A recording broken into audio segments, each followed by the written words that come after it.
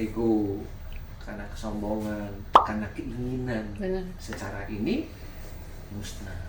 Sama seperti umpama nih, kalau ada Mbak Uli punya rumah nih, rumahnya ada mau dijual, ada orang minta 5 miliar umpamanya. Padahal dulu juga minta 4,5, saya lepas mau minta 5 miliar, dia kekeh mau mintanya 6 atau 7. Ngapain kamu ketawa?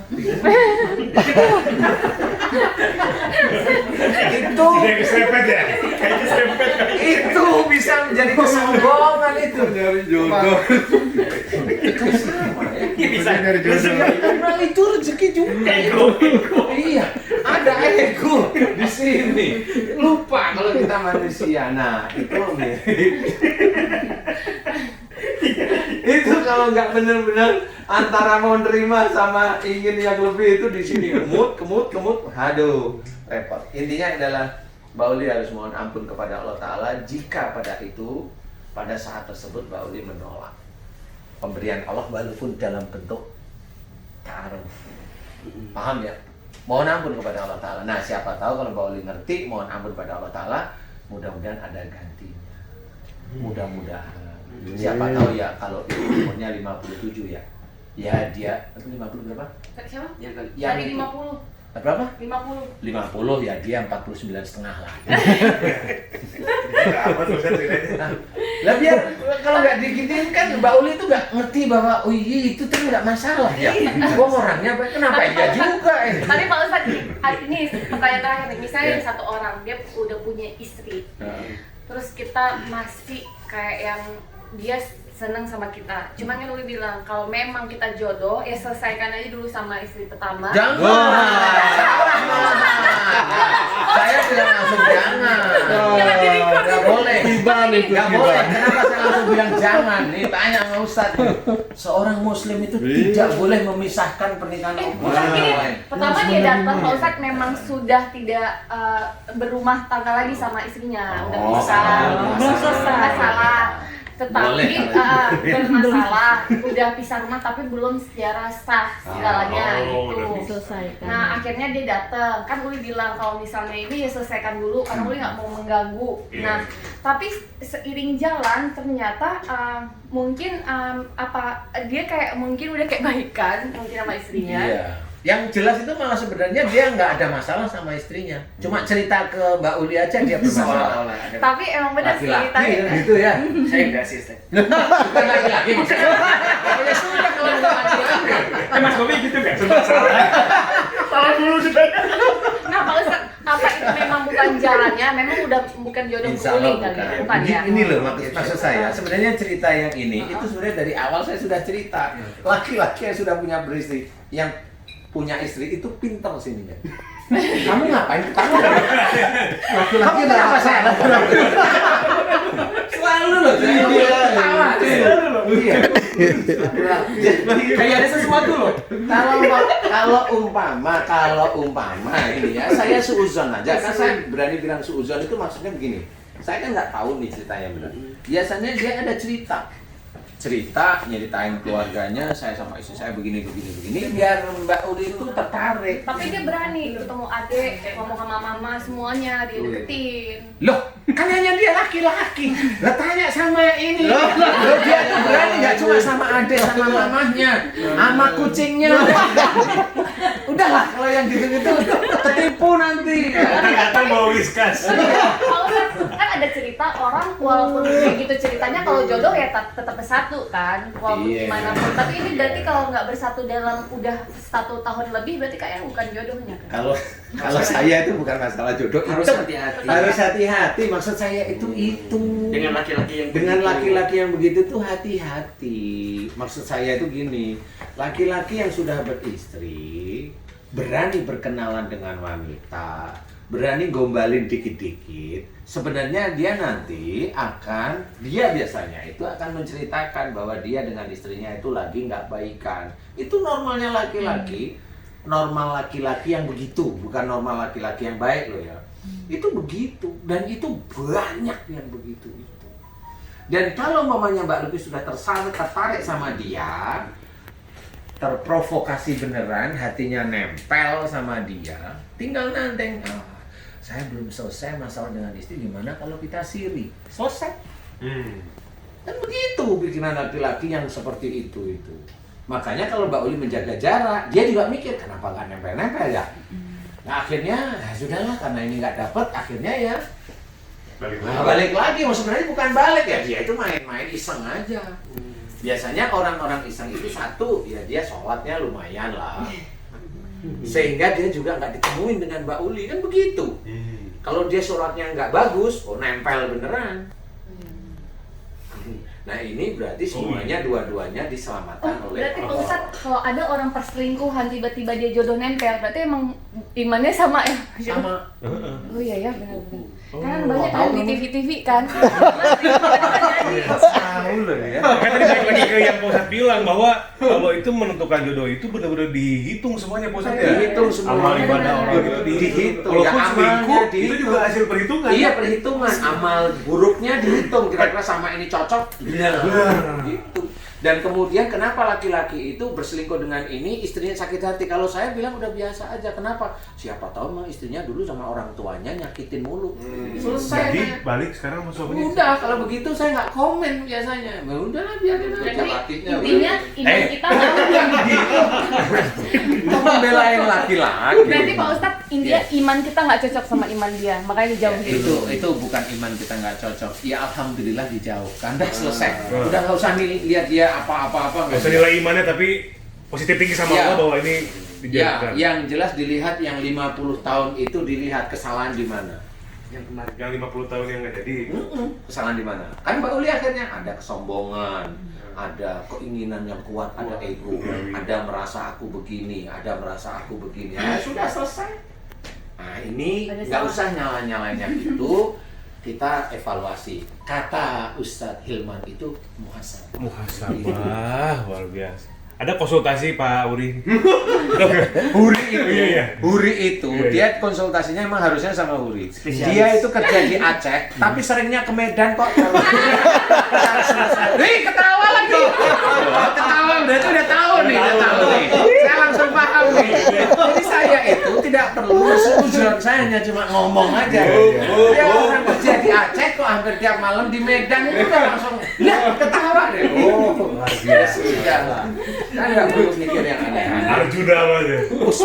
Ustadz Hilman bingung, apaan tadi ya gitu ya. Saking lugunya gitu ya. Tapi tahu kan? Tahu langsung dia. Tahu langsung tahu. Gimana ya? Naik itu kan biasa ya. Kendaraannya itu kan. Aduh. Enggak berarti Ustaz, titik paling penting itu adalah berusaha untuk menerima segala sesuatu. Iya, Belajar. sebenarnya petunjuk Allah itu ada di sekitar kita. Ya. Yang kita tidak mau menerima petunjuk Allah itu ego. Betul. Ego, keinginan, emosi, sombong, itu nggak mau. Contoh mamanya, kita itu bersyukur kalau dapat sesuatu yang enak, rezeki, pacar cakep, cantik, bersyukur. Istri, maksud saya istri atau suami, pasangan yang cantik, cakep, bersyukur. Tapi sekali aja, Sisanya kagak. Padahal itu dikasih setiap hari gitu. Contoh lagi, kalau kita mendapatkan sesuatu yang tidak enak, nggak pernah bersyukur. Padahal yang tidak enak itu yang terbaik dari Allah Ta'ala untuk kita. betul. Emang gitu? Betul. Yang tidak enak itu apa? Mas Bobi kenalan sama cewek, itu enak apa nggak enak? Kapan nih? Hati-hati nih Pak Uri. Belum nikah ya seneng lah Pak Ustaz. Ini istri suka nonton loh ini channel ini. Sama channel pesan BFC ya Pak Yu. Hatinya jangan dikerusin. Ya di sini itu udah nembak, ayo aduh. Ya berarti Ustaz ini walau alam ya. Berarti dengan kata lain bahwa yang terbaik itu adalah seorang laki-laki ya satu istri gitu ya. Jadi Ustadz berpendapat demikian. Sebaiknya laki-laki satu ya perempuannya satu. Kalau saya tetap banyak hal.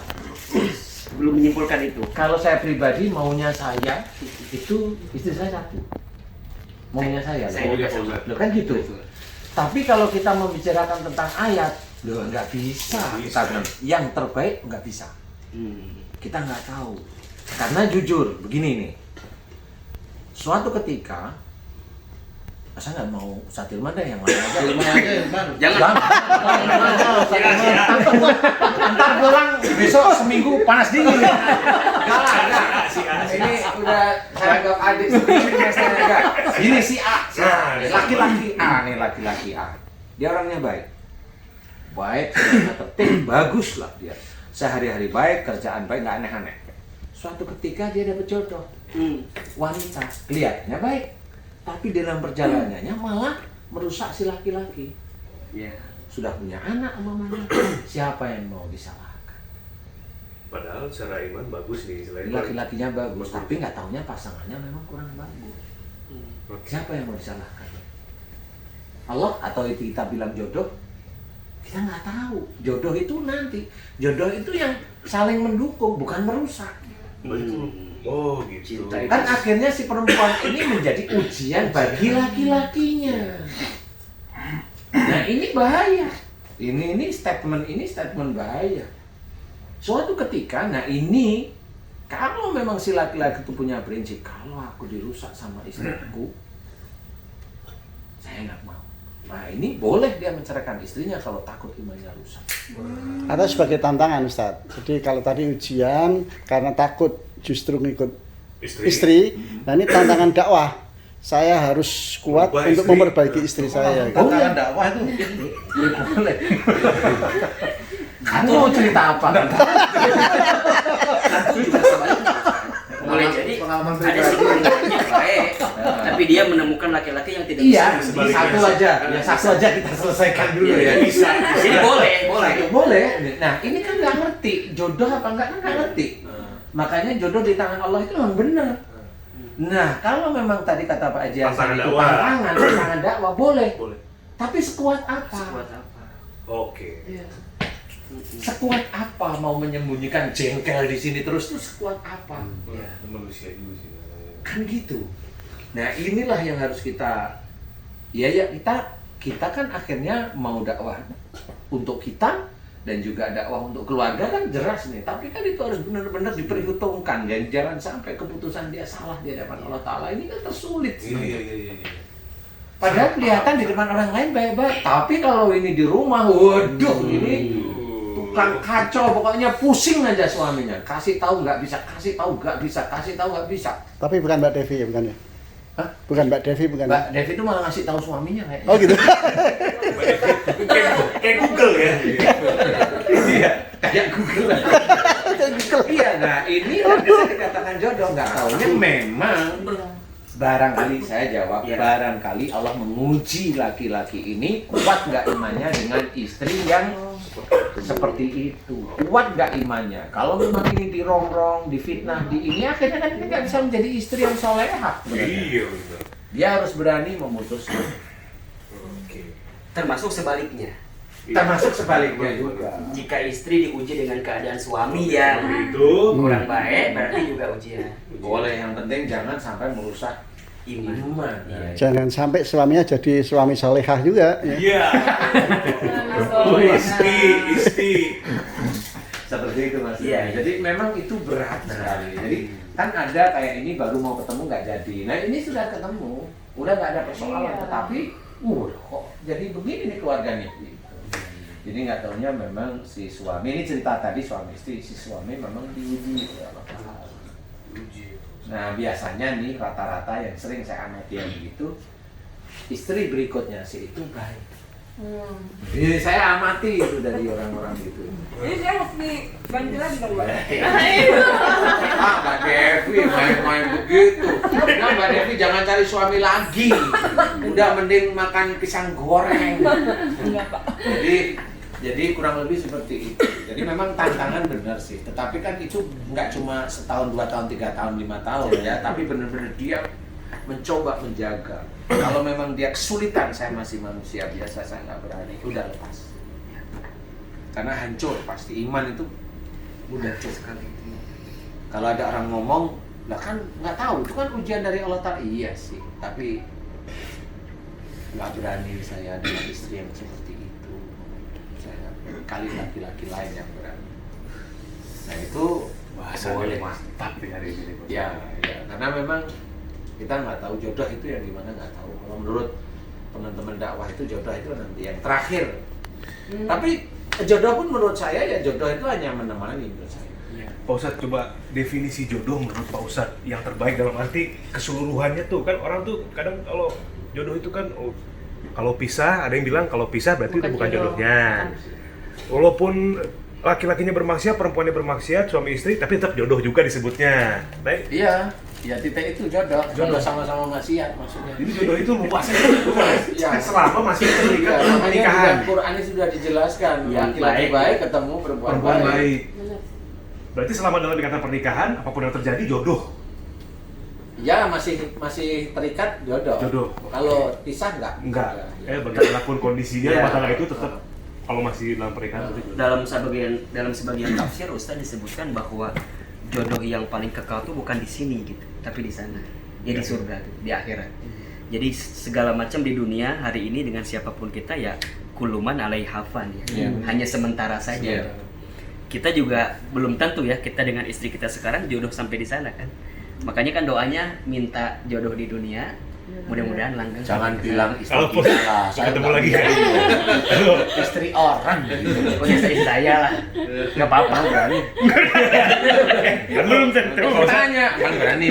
Kan nggak berani jadi. Pertanyaannya nih, gimana kalau di akhirat surga mau ketemu lagi sama istri? Ketawa. Emang sering saya kan. Emang gak mau ganti kan? Nah, yang nikahin siapa ntar situ? Ya mintanya bareng-bareng terus. Amin. Benar sih, benar. Cuman ya memang seperti itu Pak. Jadi Ya. berpikirlah baik. Atau jangan banyak milih. Ya enggak juga. Kadang kan dibilang bukan Nanti nggak ada yang kalau mau, Uli Mbak- banyak milih gitu. Enggak, kalau Mbak Uli bilang atau nggak banyak milih, Pak Haji Hasan loh nanti yang lamar. Biasa. Pak Haji Hasan udah, ini kesempatan nih. Tapi memang prinsip saya gitu Ustaz. Jadi istri itu 4, tapi suaminya 4 juga. Telon. Sebenarnya boleh memilih boleh, tetapi kriteria itu yang agamanya bagus lah. Karena dibutuhkan kepekaan juga Posatnya atas petunjuk yang datang dari Allah tuh kayaknya itu bisa nggak Posat? Iya, Bapak benar. tadi boleh ada laki-laki bisa sekian. Iya, apa bergetar hati? Oh itu jodohnya. Bisa ada kepekaan. Ada seks. Sebenarnya itu hanya kebiasaan bahwa yang di dekat kita petunjuk, nah itu baru ngerti. Nah itu tuh. Kalau nggak ngerti bahwa di dekat kita petunjuk, ya sampai kapan nggak ngerti. Nggak akan ngerti mas, serius.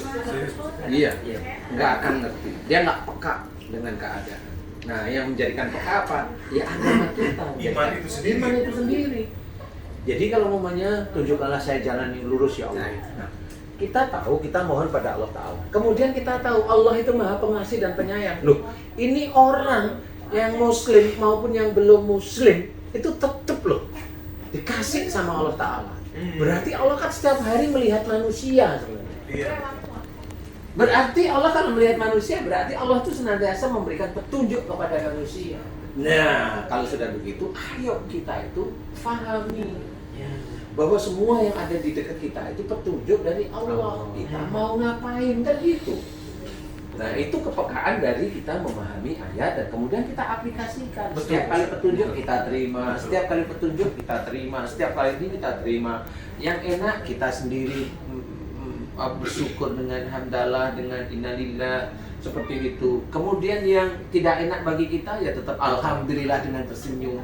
Semuanya diatur oleh Allah Ta'ala. Kalau kita diuji dengan sesuatu yang tidak enak, kita itu bersyukur, tahu ini dari Allah Ta'ala, tahu Allah itu genti tersenyum sama kita, ngetik ya. Habis itu disiasati dengan baik, Allah langsung ini hambaku ngerti, paham bener.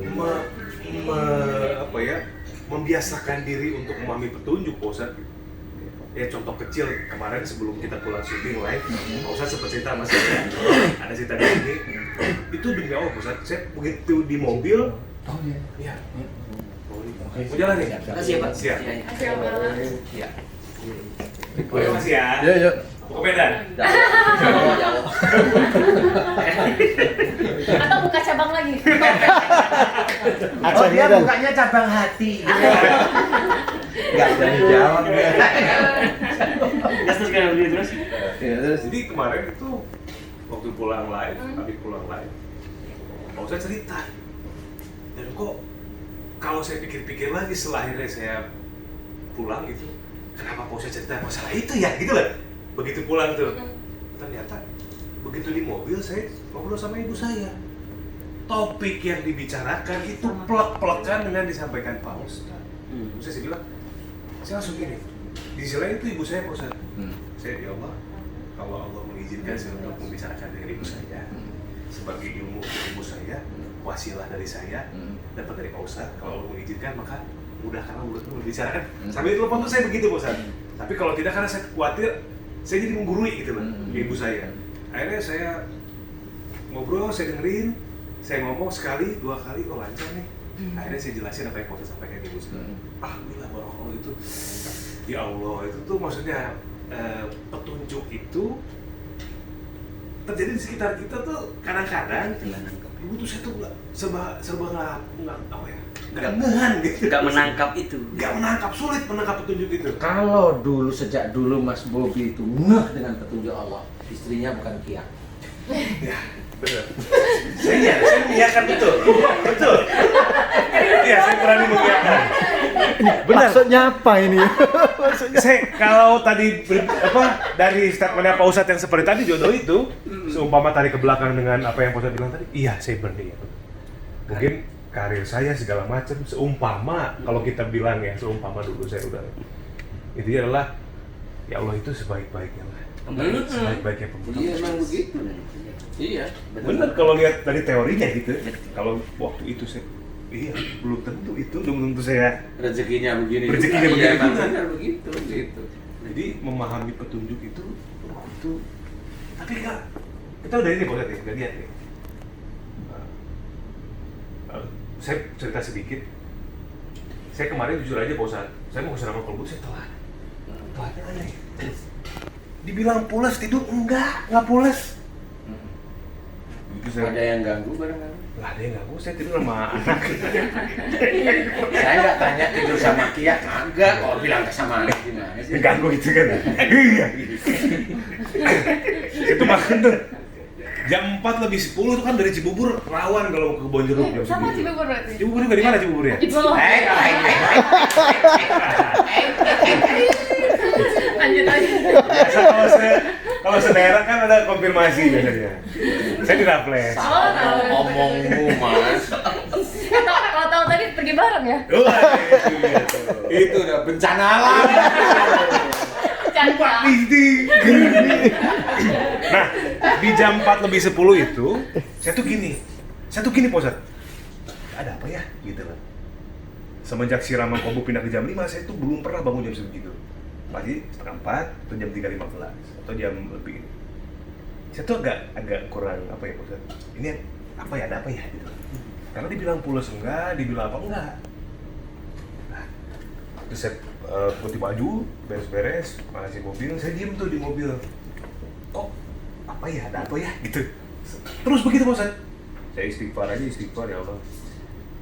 Pasti ini atas izin Allah nih saya bangun di sini. Karena beda ya kalau pulas kan beda ya. Ini enggak.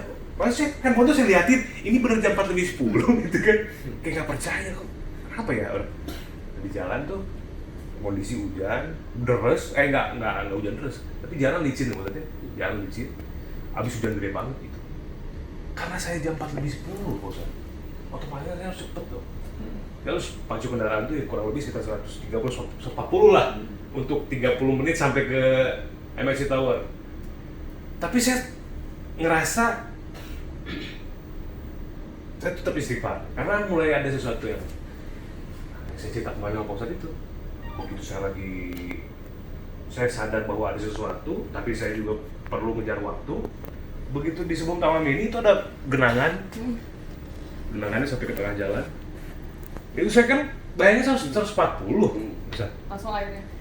Fortuner aja, mobil yang itu segede gitu, oleh lagi mana mobil saya?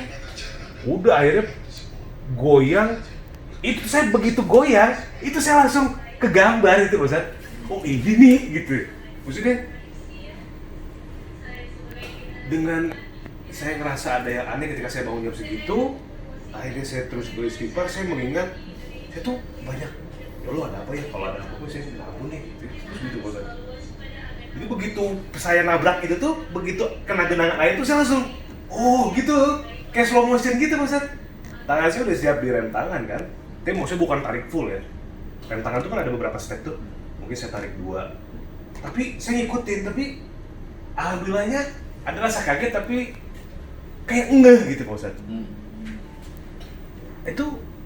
Itu bagian dari petunjuk menurut Pak Ustadz dari cerita saya, atau saya yang terlalu parno, tapi gak pernah sih begitu. Oh, petunjuknya apa? Nggak tahu. Petunjuknya adalah kalau di jam, misalkan sebelum jam 4 itu kan masih hujan. Iya. Masih hujan gede banget. Nah, genangannya bisa lebih besar daripada itu. Salah bener. Nah, itu. Udah itu. Kalau bangun jam 3:30 berangkat, mungkin. oh itu mau Lebih chaos lagi. Karena hujannya masih hujan gede banget itu. Jam 4 itu baru berhenti. Makanya hati-hati. Kalau kadang-kadang kita bicara itu bisa melicinkan. Bisa diaminin gitu. Bisa melicinkan. Persoalan kita jadi tidak baik. Iya. Seperti itu. Melicinkan. Itu ada anak saya. Lagi Pak Ustadz. Jadi kita ya bicara, ya tindakan kita itu jangan sampai menjadikan kita itu tergelincir dari bicara, dari tindakan kita itu seperti itu.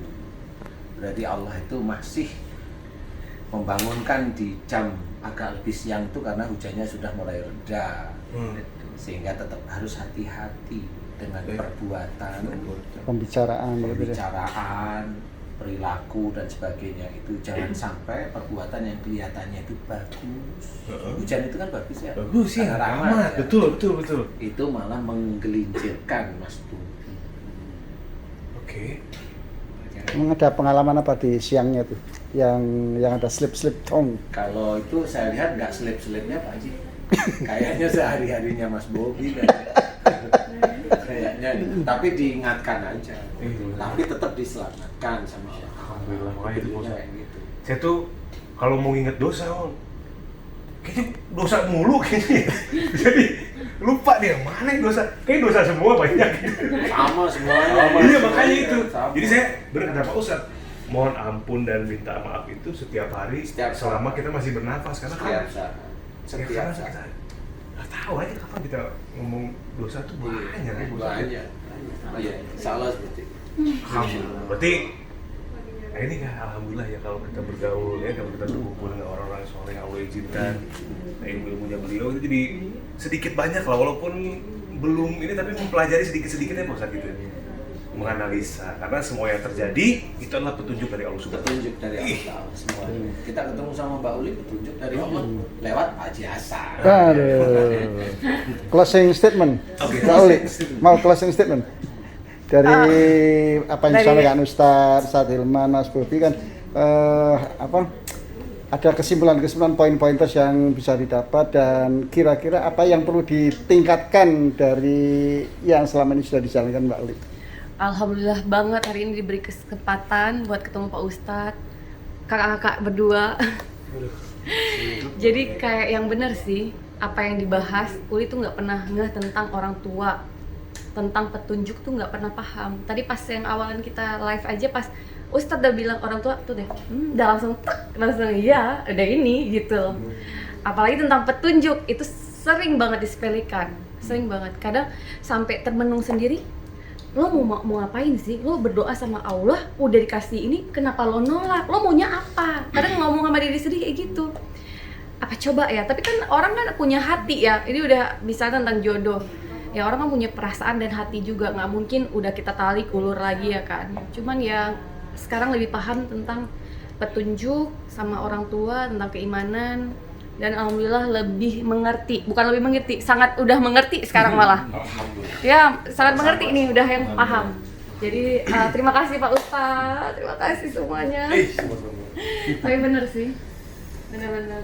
Ini efeknya Pak Ustadz, kalau sudah mengerti betul-betul kan sangat paham, mudah menangkap apa yang disampaikan. Minggu ini kira-kira apa jodoh minggu ini, Pak? Apa yang akan jadi efek positifnya ini? Kalau efek positifnya kan niatnya udah dinilai oleh Allah Ta'ala. Amin. Innamal a'malu binniyat itu sudah dinilai lah pasti oleh Allah. Cuma orang mau mendapatkan sesuatu dari Allah Ta'ala yang lebih baik itu kan tidak hanya cuma dari niat saja, ya kan?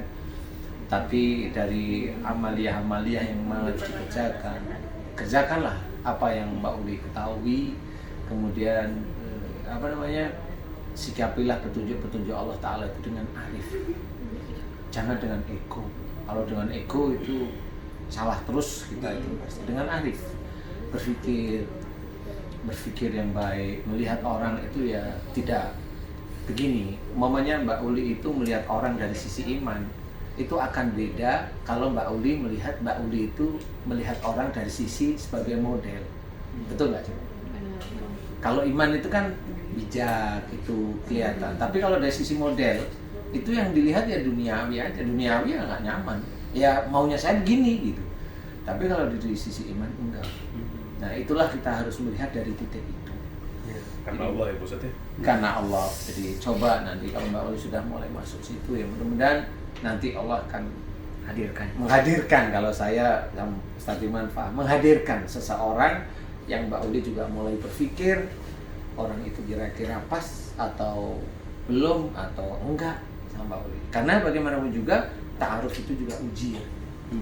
Jadi jangan dibilang ta'aruf itu terjadi pasti gini, enggak, itu juga ujian. Apalagi itu ya. Dan ini juga ketika Mbak Uli dapat seseorang yang Mbak Uli inginkan, jangan anggap itu sebagai sesuatu tanpa ujian. Iya. Jadi juga itu adalah ujian baru dimulai. Ujian baru dimulai. Iya. Jadi kalau semuanya diserahin ke Allah mah jadi enak ya. Lebih agak plong dikit Lebih lah. tenang. Ya, lebih tenang seperti itu. Alhamdulillah. Iya, iya. Tapi hati-hati nanti kalau siapa tahu yang main ke rumah Mbak Uli ada yang naik Cibubur. GT 5 juta.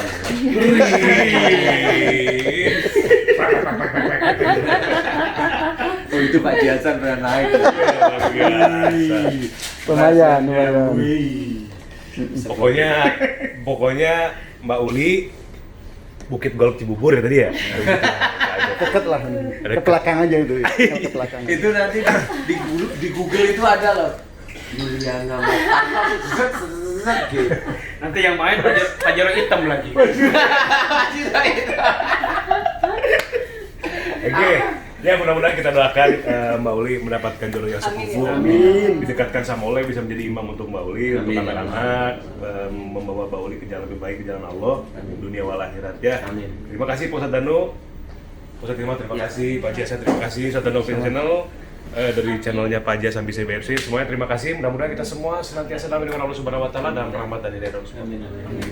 Assalamualaikum warahmatullahi wabarakatuh.